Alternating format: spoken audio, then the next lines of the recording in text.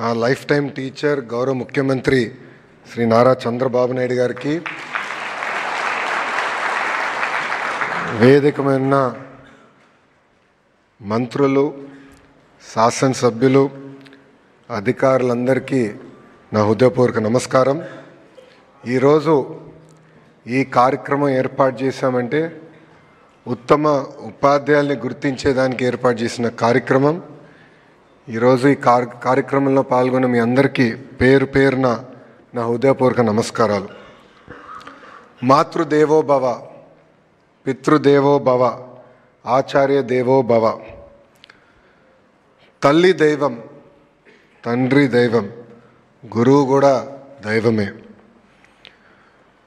గురువులకే గురువు డాక్టర్ సర్వేపల్లి రాధాకృష్ణన్ గారి జయంతి సందర్భంగా విద్యా వ్యవస్థకు, దేశానికి ఆయన చేసిన అనేక సేవలు మనం ఒక్కసారి గుర్తు చేసుకోవాల్సిన అవసరం ఉంది.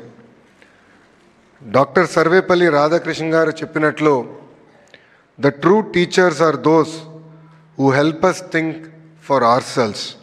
ఇది ప్రతి గురువు ఆచరిస్తే Andhra Pradesh model of education leap ఏదైతే మనం రూపొందించామో తప్పకుండా సక్సెస్ అవుతుందని నేను భావిస్తున్నా. ఈ సందర్భంగా మీకు ఒక చిన్న కథ చెప్పాలి. ఒక 50 సంవత్సరాలు పెద్ద ఆయన దగ్గర 19 సంవత్సరాలు కుర్రోడు డ్రైవర్గా చేరారు. అతను 10th క్లాస్లో డ్రైవర్ 10th క్లాస్లో ఇంగ్లీష్ ఎగ్జామ్ ఫెయిల్ అయ్యారు. సో 10th డిస్కంటిన్యూ చేశారు. అప్పుడు ఆ పెద్ద ఆయన చెప్పారు, ఇది కరెక్ట్ కాదు, పొద్దున ఓకే నువ్వు డ్రైవింగ్ చేయి, రాత్రి నేనే నీకు పాఠాలు చెప్తా, తప్పనిసరిగా నువ్వు ఇంగ్లీష్ పాస్ అవ్వాలని చెప్పారు. ఇంగ్లీష్ అతను పాస్ అయ్యాడు, 10th పాస్ అయ్యారు. అక్కడితో ఆపలా, నువ్వు 11th 12th కూడా బాగా చదవాలి. నా దగ్గర డబ్బులు లేదు సార్ అంటే, నీకు అయ్యే ఫీజు, బుక్స్, ఆ ఖర్చంతా నేను పెడతానని ఆ పెద్ద ఆయన చెప్పారు. దాని తర్వాత అతను BAకి వచ్చాడు. ఆ ప్రక్రియ అక్కడితో ఆగల. BA చదవాలి, PG చేయాలి, చివరికి రీసెర్చ్ స్కాలర్ కూడా ఆ డ్రైవర్ అయ్యారు. ఆ పెద్ద ఆయన పేరే APJ అబ్దుల్ కలాం గారు. ఆ డ్రైవర్ పేరు ఖదర్ హసన్.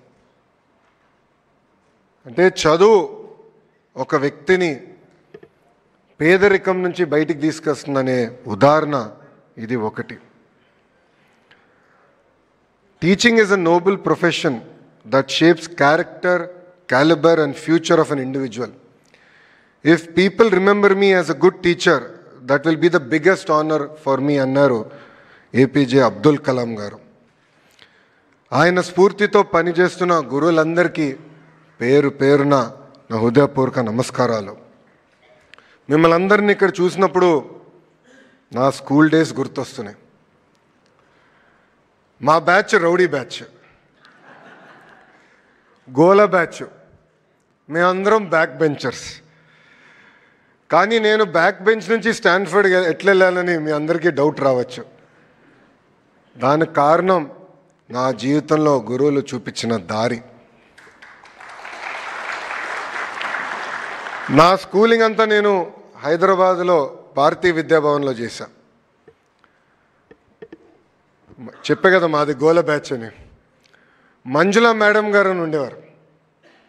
గట్టిగా 2 పీకి మమ్మల్ని డిసిప్లిన్ చేసేవారు. దాని తర్వాత మా ప్రిన్సిపల్ రమాదేవి మేడం గారు ఉన్నారు.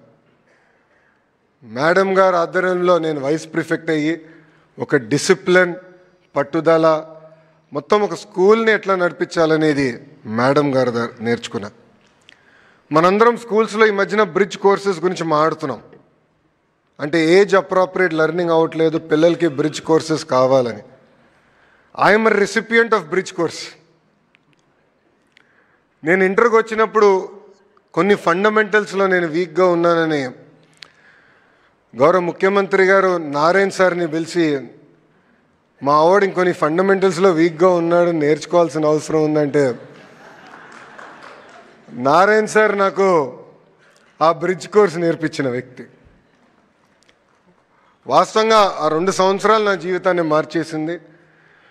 దాని తర్వాత నేను ఎస్ఐటి రాశాను, కార్నిగీ మెలన్ యూనివర్సిటీకి వెళ్ళా. అక్కడ రాజిరెడ్డి గారు ఆధ్వర్యంలో నేను చదువుకున్న వ్యక్తి. రాజిరెడ్డి గారు నాకు అయితే ఫస్ట్ సెమిస్టర్ బాగా గుర్తు, ఎందుకంటే మొదటిసారి ఇంటి నుంచి దూరంగా ఉన్నా. కనీసం టైంకి హెయిర్ కట్ కూడా చేయాలని నాకు తెలియలే, ఎందుకంటే ఇంట్లో ఉంటే అమ్మ చేయించేవారు అన్నీ. అలాంటిది రాజిరెడ్డి గారు క్రెడిట్ సిస్టమ్ అంటే ఏంటి, సెల్ఫ్ డిఫైన్డ్ మేజర్ అంటే ఏంటి మొత్తం నేర్పించి ఈరోజు నేను మీ ముందల ఒక విద్యాశాఖ మంత్రిగా నిలబడుతున్నానంటే దానికి కారణం ఈ నలుగురు అని ఈ సభాముఖం తెలియజేస్తున్నా. నేను మొదటగా గౌరవించేది మా తల్లి అవుతే, దాని తర్వాత ఉపాధ్యాయుల్ని. నేను విద్యాశాఖ మంత్రి అయిన తర్వాత ఫీల్డ్లో ఉపాధ్యాయులు చేస్తున్న మంచి పనులు గుర్తించి వాళ్ళని నేను పిలుచుకుని వారానికి ఒకరితో కూర్చుని ఎలా ప్రభుత్వ విద్యా వ్యవస్థని మెరుగుపరచాలని వాళ్ళతో నేను చర్చిస్తాం కూడా జరుగుతుంది. నేను ఒక పిలిపిస్తే, అంటే అటెండెన్స్ పెరగాలి ప్రభుత్వ పాఠశాలను పిలిపిస్తే అద్భుతంగా ఉపాధ్యాయులు స్పందించారు. కొన్ని గ్రామాల్లో అయితే ఉపాధ్యాయులు మైక్ వాళ్ళ స్కూటర్కి కట్టి ఊరేగింపు చేసిన వారు కూడా ఉన్నారు. ఇంతేకాదు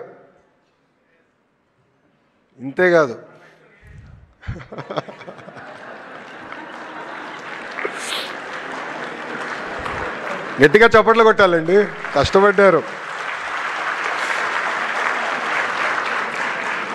ఒక మహిళా టీచర్ ఒక విలేకరితో మాట్లాడుతూ ఆ విలేకరి అడిగారు, పిల్లల్ని ఎందుకు ప్రభుత్వ పాఠశాలలో చేర్చాలంటే జీరో ఇన్వెస్ట్మెంట్ హై రిటర్న్స్ అని చెప్పారు. ఆ విలేకరికి